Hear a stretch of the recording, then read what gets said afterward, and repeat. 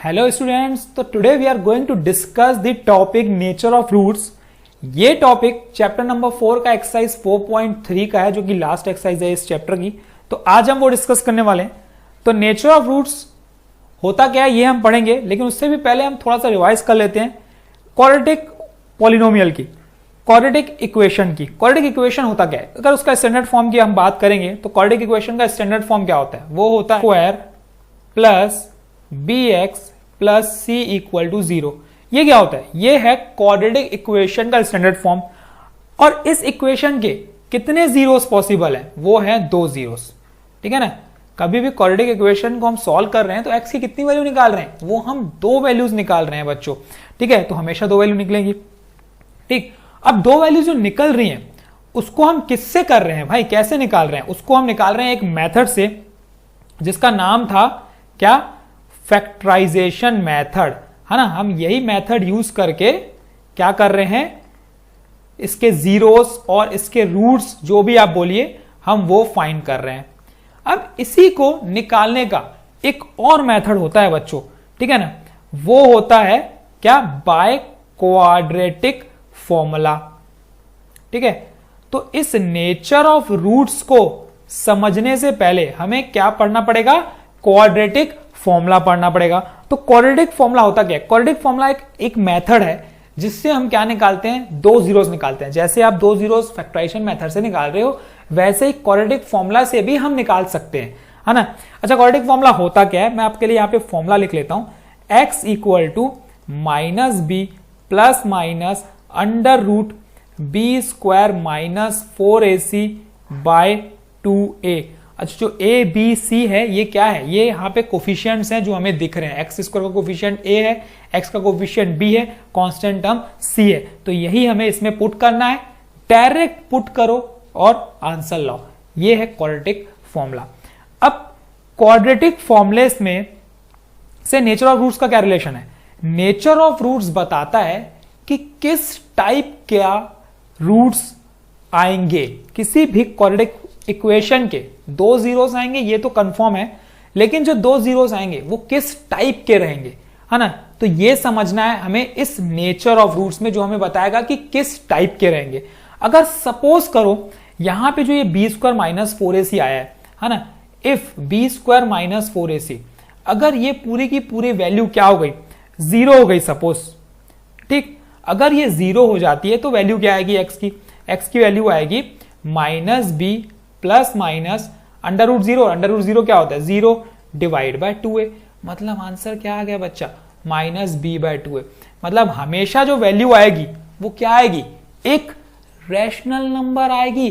ठीक, minus B by 2a, है ना। एक नंबर आएगा जो कि जिसको हम क्या बोलेंगे? रियल नंबर, है ना। तो ये रियल हमेशा क्या रहेगी? रियल, और हमेशा माइनस बी बाय 2a आएगी। और 2 जीरोस पॉसिबल है तो दोनों वैल्यू क्या आएगी? माइनस बी बाय 2a आएगी। तो इससे ये पता चला कि अगर बी स्क्वायर माइनस 4ac 0 आता है तो इसके जो रूट्स हैं, रूट्स आर रियल, रियल तो रहेंगे एंड इक्वल भी रहेंगे, है ना। तो ये मतलब पहली कंडीशन है जिसमें बी स्क्वायर माइनस 4ac अगर 0 हो जाता है तो रूट्स क्या हो जाएंगे? Real and equal. ठीक है, ये आपको क्लियर हो चुका होगा। चलिए अब हम बात करते हैं इसी के सेकंड की। सेकंड, अगर सपोज कर लो आप बी स्क्वायर माइनस 4ac जो है, ये बी स्क्वायर माइनस 4ac जो है, अगर वो ग्रेटर देन 0 आ जाता है, अगर ग्रेटर देन 0 आ जाएगा तो कुछ ना कुछ तो वैल्यू रहेगी। मतलब x की जो वैल्यू रहेगी यहां पे वो minus B plus minus under root में यहां पे कुछ ना कुछ वैल्यू रहेगी। 0 से बढ़िया मतलब 1 2 3 4 5 6 7 8 जो भी वैल्यू रहेगी यहां पे कुछ ना कुछ एक वैल्यू एग्जिस्ट करेगी, है ना। तो ये वैल्यू पूरी की पूरी रहेगी डिवाइडेड बाय 2a। अब सपोज वो पूरा का पूरा रूट के बाहर भी आ सकता है, वो पूरा का पूरा रूट के अंदर भी आ सकता है, लेकिन 2 वैल्यू अलग अलग रहेंगी, क्योंकि एक बार पॉजिटिव करेंगे तो अलग आएगी, नेगेटिव करेंगे तो अलग आएगी। तो इससे ये पता चला जो रूट्स हैं वो रियल तो हैं लेकिन अनइक्वल है। मतलब दोनों रूट्स क्या रहेंगे? Real and unequal. ये कंडीशन कब? जब B square minus 4ac greater than 0 आ जाता है। वैसे ही इसमें एक और कंडीशन है, लास्ट कंडीशन, जिसमें बी स्क्वायर माइनस 4ac क्या आएगा? लेस देन 0 होगा। अगर सपोज लेस देन 0 होता है, ठीक, तो लेस देन 0 जब भी होता है तो इसकी कंडीशन क्या हो जाएगी? No real root. क्यों? मतलब रूट्स आर इमेजिनरी, है ना। अब इमेजिनरी को किस तरीके से लिखा जाता है ये हम क्लास 11 में सीखने वाले हैं। पूरा का पूरा इस पे चैप्टर है, कॉम्प्लेक्स नंबर जो हमें पढ़ना है क्लास 11th में। फिलहाल जो हम करेंगे वो करेंगे ये कंडीशन और ये कंडीशन। अगर बी स्क्वायर माइनस 4ac, ये बी स्क्वायर माइनस 4ac अगर ग्रेटर देन 0 आता है तो क्या होंगे? टू डिस्टिंक्ट रियल रूट, मतलब दो रूट्स तो होंगे लेकिन दोनों के दोनों क्या होंगे? अनइक्वल, मतलब अलग अलग होंगे। और अगर B square minus 4ac equal to 0 आ जाता है तो दो इक्वल रूट्स रहेंगे। रियल तो रहेंगे लेकिन इक्वल रहेंगे, तो हम बोलेंगे रियल एंड इक्वल रूट्स। ये तीन इंपॉर्टेंट कंडीशंस हैं जो हमें बताएगा कि किस टाइप का नेचर है ना। अब इस बी स्क्वायर माइनस 4ac को हम एक नाम दिया गया है, उसको हम बोलते हैं डिस्क्रिमिनेंट। ठीक है, तो कौन बताता है भाई नेचर ऑफ रूट? वो है डिस्क्रिमिनेंट। और उसका फॉर्मूला क्या होता है? उसका फॉर्मूला होता है बी स्क्वायर माइनस 4ac। तो बहुत बार आपसे ये पूछ लेगा कि डिस्क्रिमिनेंट क्या है इस क्वाड्रेटिक इक्वेशन का, तो आपको घबराना नहीं है, आपको सिर्फ और सिर्फ बी स्क्वायर माइनस 4ac ही निकालना है और उससे आप बता सकते हो कि किस तरीके का नेचर होगा इस रूट का। ठीक है, real and equal, real and unequal, की डज नॉट एग्जिस्ट, और इमेजिनरी, आप जो भी बोलो वो आपके ऊपर है। ठीक है, कोई बुक में कुछ बोलेगा, कोई कुछ कुछ बोलेगा। तो ये नेचर ऑफ रूट्स के बारे में था जो अभी हमने डिस्कस किया। अब चलिए इसी से रिलेटेड हम एक क्वेश्चन कर लेते हैं। एक्सरसाइज 4.3 का क्वेश्चन नंबर 1 जो हमें दिख रहा है यहाँ पे। ठीक, find the nature of roots of the following quadratic equation if the real root exist, find them.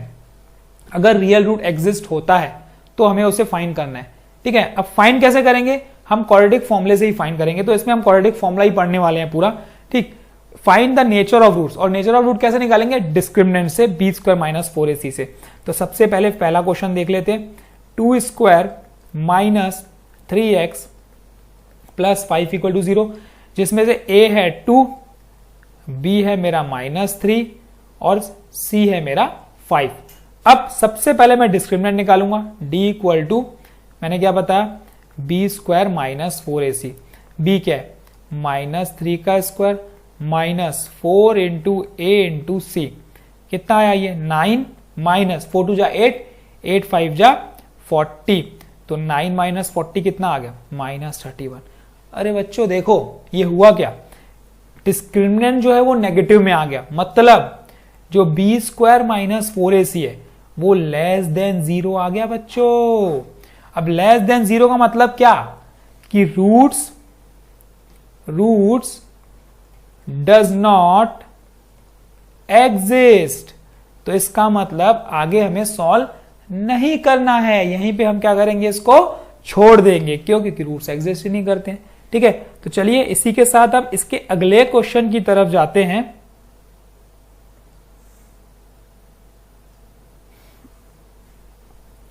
Second question क्या बोलता है? 3x square minus 4√3x plus 4 equals to 0। इस क्वेश्चन पे आते हैं हम लोग, जिसमें a जो है वो है 3, b जो है वो है -4√3 और c जो है वो है 4। तो सबसे पहले क्या चेक करेंगे हम लोग? d जो कि क्या है? B square minus 4ac। b क्या है? -4√3 का square minus 4 into a into c। कितना हो जाएगा? 4 का स्क्वायर 16, 16 इंटू 3 48 माइनस 4 4 जा 16, 16 इंटू 3 48। तो 48 माइनस 48 0। डिस्क्रिमिनेंट अगर 0 आ जाता है बच्चों तो रूट्स क्या होंगे? चलो लिखो जल्दी इसके। Roots are real and equal. अब आप खुद देखना कि जो रूट्स आएंगे वो दोनों सेम कैसे आते हैं। ठीक है, आपको क्लियर हो जाएगा doubt. Formula x equal to -b plus minus under root B square minus 4ac divide by 2a।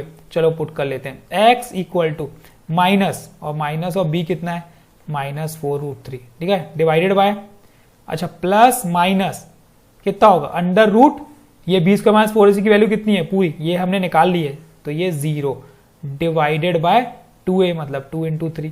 अब देखो x की वैल्यू क्या आ गई यहां से minus minus plus 4√3 divide by 2 into 3 है ना, प्लस 0 मतलब हट गया वो, तो ये क्या आ गया 2 1 टाइम, ये 2 2 टाइम, तो ये आ गया 2√3 बाय 3।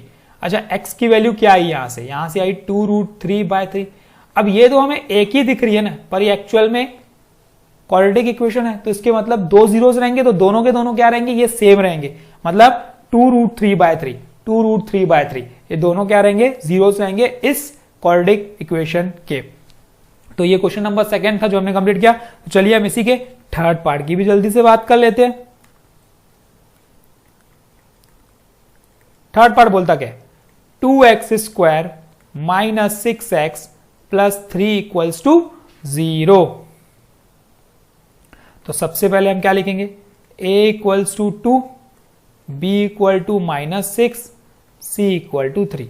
तो क्या निकालते हैं बच्चों हम लोग निकालते हैं डिस्क्रिमिनेंट, है ना, d is equals to B square minus 4ac, तो -6 का square minus 4 into 2 into 3, 6 square 36 minus 4 2 जा 8, 8 3 जा 24, तो ये कितना आ गया बच्चों 12 आ गया। देखो अब डिस्क्रिमिनेंट ना इस केस में पॉजिटिव आ रहा है ना, जब पॉजिटिव आ रहा है डिस्क्रिमिनेंट तो इसका मतलब रूट्स, कंडीशन क्या है, ये कंडीशन है डिस्क्रिमिनेंट इज ग्रेटर देन 0, है ना, तो रूट्स आर रियल तो रहेंगे लेकिन अनइक्वल रहेंगे, ठीक है। अब क्वाड्रेटिक फॉर्मूला लगा लेते हैं, x equal to -b plus minus under root B square minus 4ac by 2a, x equal to minus of -6 plus minus under root B square कितना है 36, तो हमने ऑलरेडी निकाल लिया है, बार बार निकालने की जरूरत नहीं है बच्चों, है ना, 12 डिवाइड बाय 2 इंटू 2 4। तो अब ये 6 प्लस माइनस अंडर रूट 12 कैसे निकालोगे वो भी मैं बता देता हूं, 4 इंटू 3, अब अंडर रूट 4 तो 2 होता है, तो ये हो जाएगा 6 प्लस माइनस 2√3 बाय 4। अब इन दोनों में से कॉमन फैक्टर 2 निकलेगा, तो 3 plus minus under root 3 by 4, ये 2 1 टाइम, ये 2 2 टाइम। तो इससे आपको क्या दिख रहा है कि x की वैल्यू 2 मिलेगी, 3 plus minus under root 3 divide by 2, मतलब x की वैल्यू 1 आई, 3 प्लस रूट 3 बाय 2, ये एक वैल्यू रही, और एक x की वैल्यू रही 3 माइनस रूट 3 बाय 2, ये इसकी दूसरी वैल्यू रही, ठीक है। तो इसी के साथ क्वेश्चन नंबर 1 हमने कंप्लीट कर लिया। कंफ्यूजन किसी भी पॉइंट पे ask in comment section, I will clear your doubt, ठीक है। तो thank you, all the best, keep practising. कल हम फिर मिलेंगे नेक्स्ट क्वेश्चन के साथ 4.3 के आगे के क्वेश्चंस जो बहुत इंपॉर्टेंट है। तो थैंक यू।